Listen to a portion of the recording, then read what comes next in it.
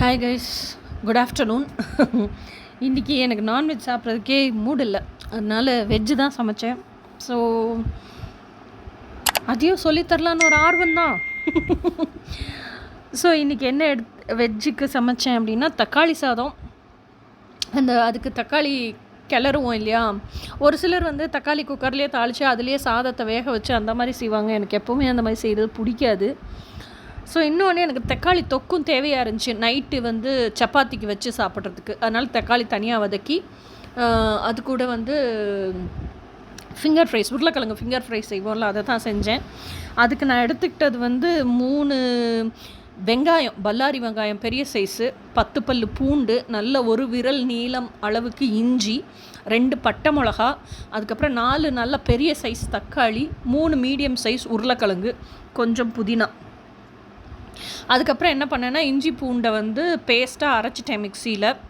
அதுக்கப்புறம் நல்ல ஒரு வடைச்சட்டி காய வச்சு அந்த வடைச்சட்டியில் கொஞ்சம் எண்ணெய் ஊற்றி அந்த எண்ணெய் நல்லா காஞ்சதுக்கப்புறம் பட்டை மிளகாயை பிச்சு போட்டுட்டு அதுக்கப்புறம் வெங்காயத்தை ஆட் பண்ணிக்கிட்டேன். வெங்காயம் நல்லா வதங்கி அந்த ஒரு கிளாஸி லுக் வரும். அதுக்கப்புறம் அந்த நல்ல பிங்காக இருக்கிறது டல்லாக மாறும். அதுக்கப்புறம் அந்த வதங்கி சாஃப்ட் ஆயிடுச்சுங்கிறது தெரியும்ல, அந்த ஸ்டேஜில் இஞ்சி பூண்டு விழுதை சேர்க்கணும். அந்த இஞ்சி பூண்டு விழுதை சேர்த்ததுக்கப்புறம் அந்த இஞ்சி பூண்டோட ஸ்மெல்லு போகணும். அப்போனா தான் நல்லா வதங்கி இருக்குன்னு அர்த்தம். அது ஸ்மெல்லு போனதுக்கப்புறம் அது வரைக்கும் நல்லா வதக்குங்க.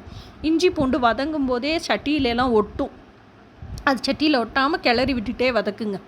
வதக்குனதுக்கு அப்புறமா தக்காளியை போடுங்க. தக்காளியை போட்டு நல்லா வதக்கிடுங்க. தக்காளி போட்ட உடனேயே உப்பு போட்டுருங்க. ஏன்னா நல்லா அது என்ன சொல்லும், மடிஞ்சு ஃப்ளெக்சிபிளாகி சாஃப்டாகி வதங்கும். அதுதான் கரெக்டான வார்த்தை, சாஃப்டாகி வதங்கும்.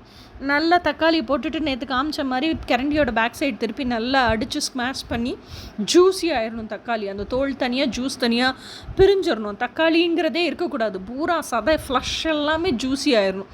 அந்தளவுக்கு நல்லா வதக்குங்க. வதங்கினதுக்கு அப்புறமா நான் என்னென்ன பொடி போட்டேன்னா அளவெல்லாம் நான் ஆல்ரெடி கொடுத்துருக்கேன். ஏன்னா போன ரெசிபி எக் புர்ஜிலேயே எவ்வளோ அளவு போட்டேன், எத்தனை டீஸ்பூன் போட்டேங்கிறது நான் சொல்லாமல் விட்டுட்டேன். ஸோ அதனால் இந்த தடவை அளவு கொடுத்துருக்கேன். அதை அந்த பிக்சரில் தனியாக பார்த்துக்குங்க. என்னென்ன போட்டிருக்கேன்னா மஞ்சத்தூள், வரமிளகாத்தூள், அதுக்கப்புறம் கரம் மசாலா, சிக்கன் மசாலா, தேவையான அளவு உப்பு. அது முதலே போட்டோம்ல, தக்காளி போடும்போதே போட்டோம். இது 4 தான் போட்டிருக்கேன். ஓகே, நல்லா கிளறுங்க. கிளறும்போது கிளற இந்த மசாலாலாம் கலந்து தக்காளி நல்ல கிரேவி மாதிரி வர்றது, அந்த தக்காளி நல்லா சொதன்னு வர்றது, எண்ணெய் தனியாக பிரிஞ்சு வர்றது, இது எல்லாமே உங்களுக்கு தெரியும். அந்த பதம் வந்ததுக்கப்புறம் அந்த தக்காளி ஸ்மெல்லு இது எல்லாமே உங்களுக்கு நல்லா அந்த ஃப்ராக்ரண்ட் ஃபுல்லாக வரும். நல்லா அப்புறம் அந்த கொஞ்சோண்டு அந்த நீங்கள் தாளிக்கிற கரண்டிலேயே எடுத்து டேஸ்ட் பண்ணி பாருங்கள். உப்பு, காரம், புளிப்பு, வெந்தது, இது எல்லாமே பச்சை வாடை இல்லாமல் இருக்கா, இதெல்லாம் பாருங்கள், உங்களுக்கே தெரியும். போதுங்கிற ஸ்டேஜில் ஆஃப் பண்ணிடுங்க. ஆஃப் பண்ணிவிட்டு இது வதக்கிட்டு இருக்கும்போதே நீங்கள் டெய்லி சாப்பாட்டுக்கு வைக்கிற அரிசி எதுவோ அதையே எடுத்து உங்களுக்கு எவ்வளோ குவான்டிட்டி தேவையோ அதை ஊற போடுங்க. ஊற போட்டு ஒரு 5 நிமிஷம் ஊறட்ட விட்டுருங்க. அதுக்கப்புறம் அந்த தண்ணியை கழுவி கீழே ஊற்றினாலும் சரி, உங்களுக்கு தேவையில்லைன்னா, இல்லை ரசம் வைக்கணுன்னாலும் அதுக்காக எடுத்து வச்சுக்கிட்டாலும் சரி. நான் யூஸ்வலாக கழனி தண்ணியில் ரசம் வைக்கிற பழக்கம் உண்டு எனக்கு, நான் எடுத்து வச்சுக்குவேன். அதுக்கப்புறம் அரிசியை நல்லா கிளஞ்சிட்டு அந்த நீங்கள் எடுத்து வச்சுருக்க ரைஸுக்கு எவ்வளோ தண்ணி தேவையோ அதை ஊற்றி கொஞ்சமாக உப்பு போட்டு நல்லா மூடி பற்ற வச்சுருங்க. குக்கரில் இன்னொரு அடுப்பில் அரிசியும் வேகட்டும். ஸோ தக்காளி தொக்கு அரிசியும் ஆகிடும். அரிசி ஆறுனதுக்கு அப்புறமா நீங்கள் நெத்தாக வேக வச்சுருக்கீங்கன்னா இதை நான் சொல்கிறத செய்ய தேவையில்லை, நீங்கள் அப்படியே அந்த தக்காளி தொக்கில் போட்டு கிளறிக்கலாம். ஆனால் இல்லை, நீங்கள் நல்லா கொலைய வேக வச்சிட்டிங்க அப்படின்னா உங்களுக்கு எந்த அளவுக்கு தக்காளி சாதம் வேணுமோ அந்த அளவுக்கான அரிசியை ஒரு பெரிய தட்டில் எடுத்து பரத்தி அதில் கொஞ்சம் நெய் விட்டு எல்லா அரிசியிலையும், அதாவது எல்லா வெந்த சாதத்துலேயும் நல்லா படுற மாதிரி கிளறிட்டு கொஞ்சம் நேரம் வச்சுருங்க. ஸோ தட் ஆறுனதுக்கப்புறம் அந்த அரிசி வெறப்பாக இருக்கும், ஒன்றோட ஒன்று ஒட்டாது, நல்லா வெந்து சாஃப்டாகவும் இருக்கும், ஒன்றோட ஒன்றும் ஒட்டாது. அதுக்குள்ளே இந்த தக்காளி தாளிச்சிங்கள்ல வடைச்சட்டி, அந்த வடைச்சட்டியில் என்ன பண்ணுங்க அப்படின்னு சொன்னால்,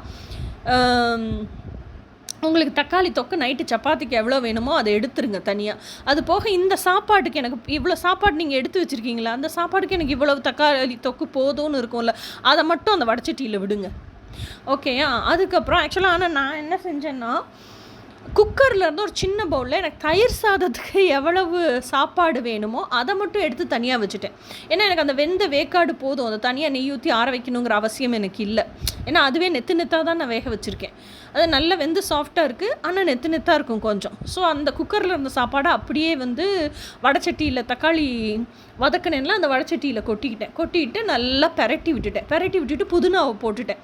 அதாவது நல்லா தக்காளி எல்லாம் போட்டு சாப்பாடையும் போட்டு நல்லா கிளறினதுக்கப்புறம், தக்காளி இருந்த வடச்சட்டியில் சாப்பாடெல்லாம் போட்டு நல்லா கிளறினதுக்கப்புறம் அந்த சூட்டாக புதினாவையும் போட்டு கிளறி அந்த புதினா வந்து கொஞ்சம் அது மங்கி அந்த சாப்பாட்டுக்குள்ளே போயிடுச்சு அந்த சூட்டுக்கு, அவ்வளோ இருந்தால் போதும்.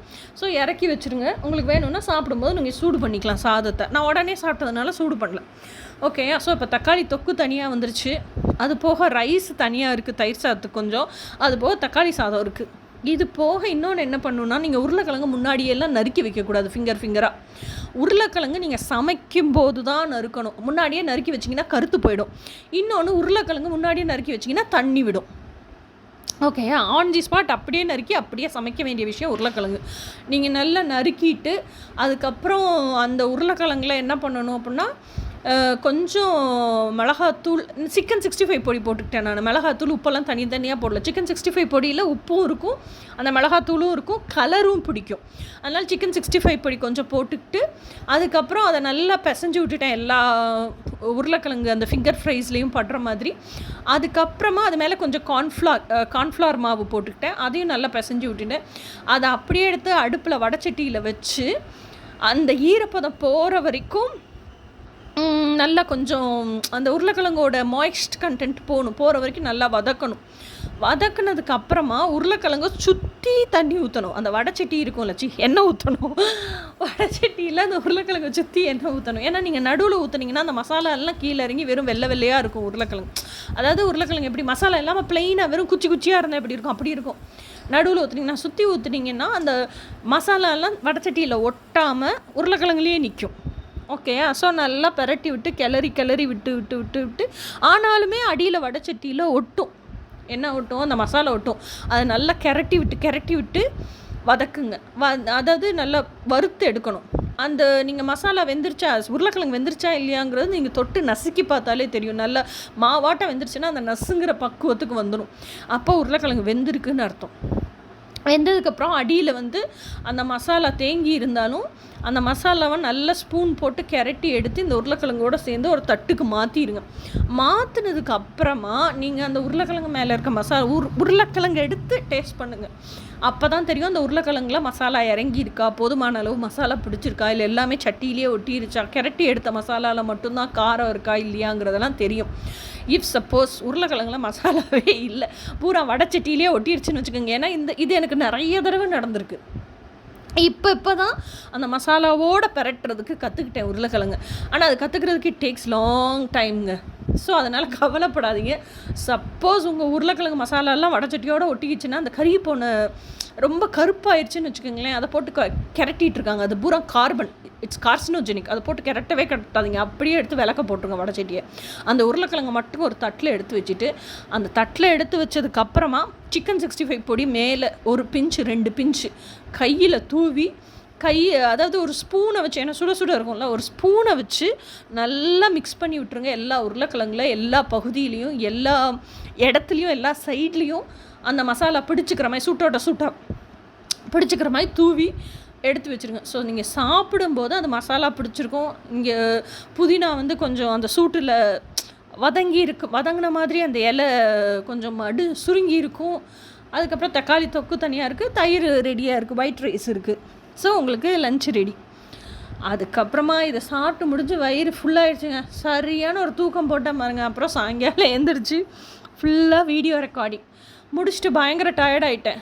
ஐயோ அப்படின்னு உட்காரும்போது சப்பாத்தி செஞ்சு நைட்டு சப்பாத்திக்கும் தக்காளி தொக்கு வச்சு சாப்பிட்டேங்க. திருப்பி நல்லா எனர்ஜெட்டிக்காக இருந்துச்சு. கொஞ்சம் நேரம் இங்கிட்ட ஏன்னா வயிற்றுக்கு சாப்பிட்டேன்ல, நடந்துட்டு அப்படியே தூங்கக்கூடாது, படுக்கக்கூடாது. நல்லா நடந்துட்டு கொஞ்சம் நேரம் உட்காந்து மொபைல் நோண்டிட்டு எல்லாம் பண்ணிவிட்டு அதுக்கப்புறம் தூங்குறதுக்கு வந்துட்டேங்க. ஸோ இதுதான் அந்த டே ஃபுல்லாக நேற்று நடந்துச்சு. ஸோ அதை தான் இன்றைக்கி நான் வந்து வீடியோவாக ரெக்கார்ட்